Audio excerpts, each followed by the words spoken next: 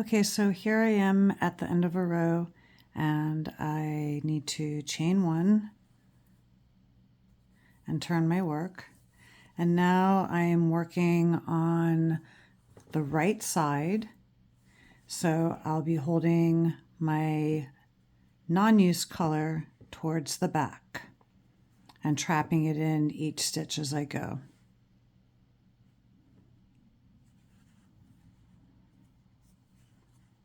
So there's stitch one. And you can see I've trapped it a little bit, and you want to give that a little tug to tighten up that tension so you don't have that leg sticking out too much. And do as many stitches as the pattern calls for. I'm not crocheting in pattern right now. I just want to show how to change colors. So if I were to change colors now, I'm going to go ahead and insert my hook on the last number of stitches for whatever this color was. So let's say that it called for A4. So here's 1, 2, 3, and this is my fourth stitch.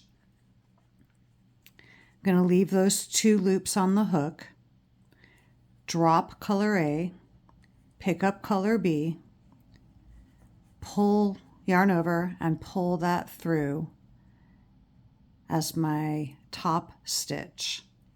And then after each time you do that, you're going to want to pull on the previous color just to tension it down.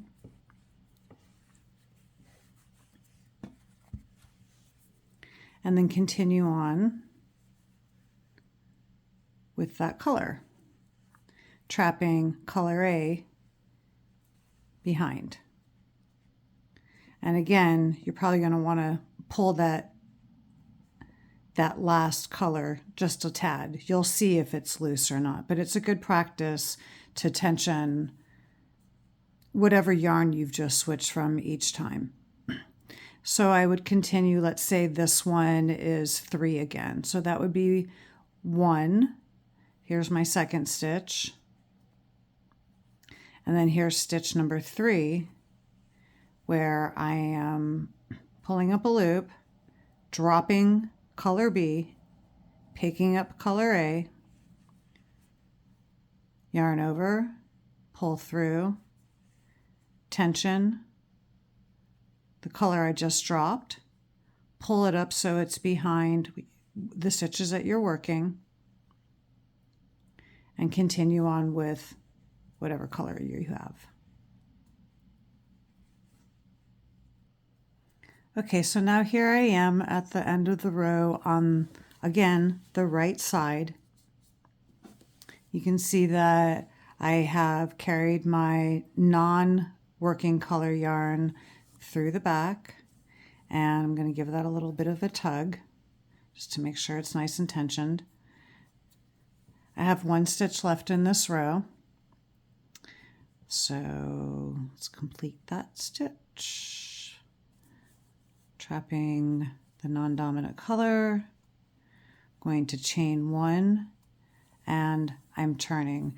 And with tapestry crochet, it does seem to work better if you turn counterclockwise. It prevents your yarns from tangling as much. So now, to start the wrong side, we still want to trap this color that we're not using in that first stitch. So what I do is I just kind of go under that non-working color so it's laying on top of my hook like you always want it to be. Whatever your non-dominant color is, you want it on top of your hook, and that will automatically trap it when you do your first stitch. So yarn over, pull up a loop, pull that down, kind of keep it out of the way with your thumb, yarn over, pull through, and I've completed my first single crochet. This is a little bit loose. I would probably go back and fix that, but for the purpose of this demonstration, I'll leave it. And then you want to tug on that non-dominant color just enough so it tightens it up again, and you only have a little bit of that leg showing. So we'll do a few stitches in color A, and on the wrong side, we're holding our non-working color towards us. Whereas when we're working on the right side, we're holding the non-working color towards the back side or away from you. So here we are on the wrong side of the work, and you can tell it's the wrong side of the work because you'll see these little legs. And it also tells you in the pattern. So a few stitches here where we're trapping the non-working color towards us. And I'll make this the last stitch. Again, we're not going to complete that last stitch. So if the pattern had called for 4 of color A, that would be 1, 2, 3, and this is my 4th stitch. We're going to close it with our color change. And on the wrong side, the way we do our color change is basically twist the colors clockwise.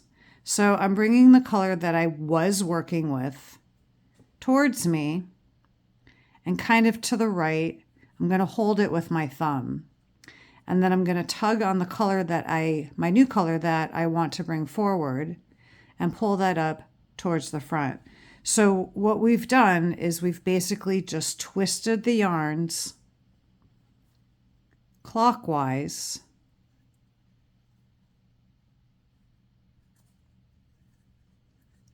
and I'm holding color A, or the last color that I was working with my thumb kind of to the side just for a second as I grab my next color and pull it through to close that stitch. And again, I'm going to tighten down the color that I just stopped working with, retension the color I'm going to work with, and go ahead and start how many ever stitches your next color is while trapping the non-working color towards you. So you can see that I'm keeping that non-working color on the top of my hook. This is what I mean by the top of my hook. It's going over my hook rather than coming from under it. So let's do 4 stitches of what I'm calling color B, or my working color at the moment. So that would be 3.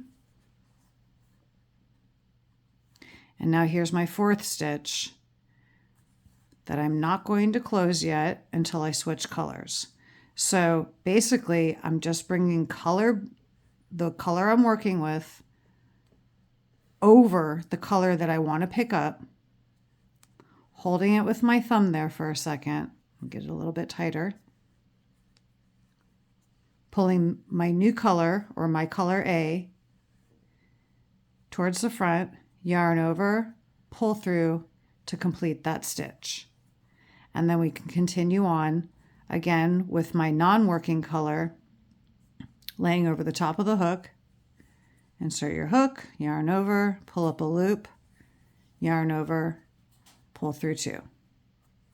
And we've got that nice and trapped in there.